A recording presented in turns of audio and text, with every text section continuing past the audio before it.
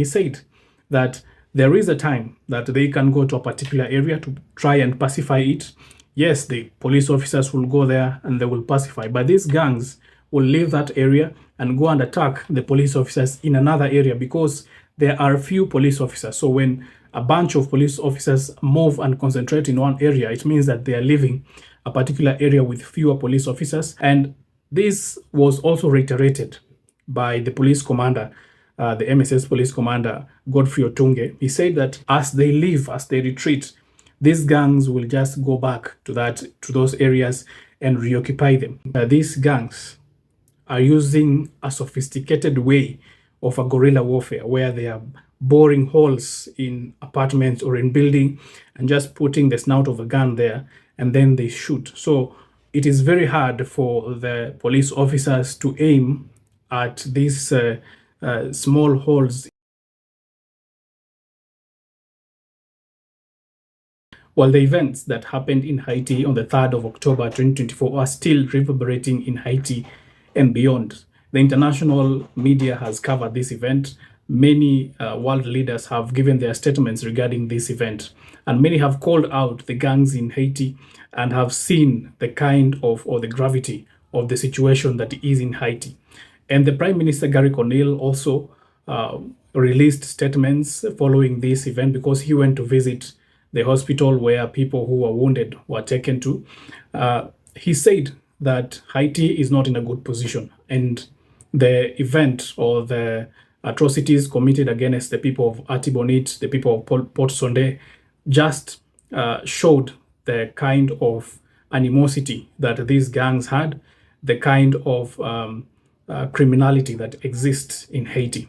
And he took this opportunity to go to other countries to try as much as possible to talk to them, to talk to the world leaders so that they can give their forces and they can give their contribution towards the multinational security support mission in Haiti. And one of the countries that the Prime Minister is going to visit is Kenya. The Prime Minister, Gary Conille, is going to meet his counterpart, William Ruto, in Kenya. The last time that Prime Minister of Haiti was in Kenya was just earlier this year when Ariel Henry came to Kenya, and that time the situation in the country was very, very dire. And when Ariel Henry visited Kenya, that is the time that Jimmy Cherizier coalesced all these other gangs, the G9, GPEP, the Mawozo, and every other gang to attack the Haitian National Police and took over the airport. But right now, the situation cannot be as it was at that time because the Haitian National Police has a boost from the MSS forces, 382 police officers from Kenya, as well as 24 police officers plus Jamaican Defense Forces are also in the country, and 2 Belize officers are also in the country. So the situation cannot be similar to how the Prime Minister Ariel Henry visited Kenya. But Haiti is still reeling in gangs. Over 80% of the city is still under gang control, and that means that operations are ceased, that the nation is not going by its activities as normally as it should. And we expect that the Prime Minister will be speaking to President Ruto to urge for more deployment of officers into Haiti. We know that this deployment is two-pronged. There is the money factor, and then there is the deployment or the forces factor. Now, there are countries that promised to deploy forces, and then there are countries that promised to give support in terms of monetary support for the MSS forces. Now, Kenya promised to give 1,000 forces or 1,000 police officers. Currently, only 382 police officers from Kenya are in Haiti. Kenya is the leading country that is at the top of the MSS mission. So Kenya as the leader first started by deploying the 382. Other countries deployed later, and other countries are also promising, like Guatemala is promising to deploy 150 following this event, because now world leaders are getting to understand how serious this thing is. And the last time President Ruto was in Haiti, he said that he's going to deploy 300 more than a 300 batch later of officers from Kenya. It seems that that agreement is almost completed because he promised that these police officers will deploy in a span of 3 months. All the 600 police officers will have deployed. And this is something that the Haitian Prime Minister is going to reinforce with the Kenyan president, that there should be a deployment of these forces, not just in this span of 3 months, but as soon as possible, because the situation in Haiti cannot wait. The situation in Haiti is dire and doesn't give the luxury of waiting for months on end so that these police officers can deploy. So the Prime Minister will have that odious task to try and convince the Kenyan president, given that the processes of deployment of these police officers will have completed. We know that they are here training actively for that mission. Their counterparts are already in Haiti, but the ones who are in Kenya, they are still learning about the Haitian Creole basics. They are still learning one or two few from their counterparts now that they have experience of the entire terrain, how to navigate through and make sure that they liberate the places that they are going to take charge. The Prime Minister also gave a view of how hard or how challenging it has been for the forces in Haiti to liberate these areas. We know that there have been reports given, consistent report given about how the MSS forces and the Haitian National Police have been teaming up to go and secure or pacify these different regions. We know that they gave a statement that they also even went to Delmas and pacified Delmas. Delmas is one of the regions that has been under gang control for a very long time, and that is also the place where Jimmy Cherizier has been operating from. And the report said that the MSS forces went to Delmas and pacified Delmas. Now, the Prime Minister gave a scenario of how everything has been going on. He said that there is a time that they can go to a particular area to try and pacify it.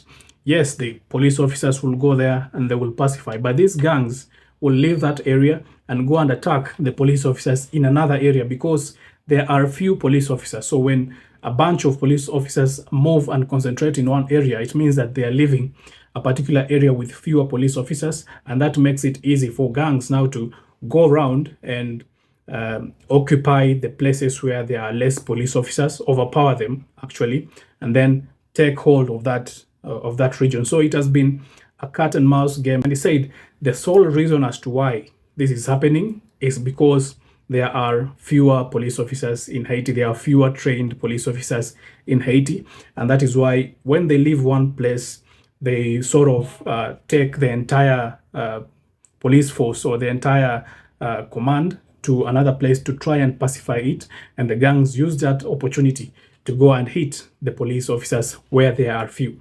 And this was also reiterated by the police commander, the MSS police commander, Godfrey Otunge. He said that there is that challenge that even when they go and pacify a particular area, as they leave, as they retreat, these gangs will just go back to those areas and reoccupy them. And he said that one way how to prevent this from happening is to put FOBs. These are forward operating bases. And one forward operating base was put where there is a police academy to make sure that even as they leave that area that they have pacified, they have left a base which can adequately defend that area and get a hold of that area even before reinforcement comes. And they will give alerts whether there are activities that are not usual in that particular area. So these are the challenges that the forces in Haiti are meeting, as well as he said that these gangs are using a sophisticated way of a guerrilla warfare where they are boring holes in apartments or in building and just putting the snout of a gun there and then they shoot. So it is very hard for the police officers to aim at these small holes in apartments. So that is the strategy that they are using. And now the police officers have to go house by house to try and pacify this area, which is a task that is very odious, a task that is time consuming and takes a lot of manpower to do, so that you can make sure the entire region is pacified and free of gang control. And finally, the slow pace of capturing these areas that are under gang control is now becoming overwhelming even to the Haitian nationals. They are seeing as if this MSS mission is not working as it should, because they had very high hopes that this mission would get them out of these gang control areas, out of gang influence, out of violence. But it seems as if it is not working as fast as they thought it would. And many are losing hope with the MSS deployment. But one thing is, the MSS has not even yet fully deployed. The people who have deployed are only 400 out of 2,500. So it cannot be business as usual because only just a few people have deployed. So there is still a gap that needs to be filled for anyone to say that whether this mission is working or is not working. Because right now, even as China and Russia voted in the UNSC, they said that there is a need to give this mission some time, to give the mission time to even fully deploy, so that there can be that conversation whether it is working or not working. So as we are standing today, the call that world leaders need to know is that Haiti needs a lot of support in terms of boots on the ground. Haiti needs a lot of support in terms of finances and equipment for the MSS forces and the Haitian National Police. With this support, I believe Haiti can be liberated. Haiti can be free of gang influence, free of violence from the gangs, and elections will be conducted as they should be conducted. Elections are nearing in Haiti, and the situation in Haiti has to be pacified as soon as possible so that these elections can be held. And free and fair elections means that all people in Haiti will be allowed to go to vote without coercion. They will be allowed to vote without fear of violence regarding who will win or who won't win, because we know that these gangs are influencing also political parties in Haiti. So that is the progress as at now. We are waiting for Gary Conil to go to Nairobi, Kenya, to speak to William Ruto, and we are going to assess what the two leaders are going to say regarding the deployment and the timelines, as well as the situation in Haiti and what can be done about it.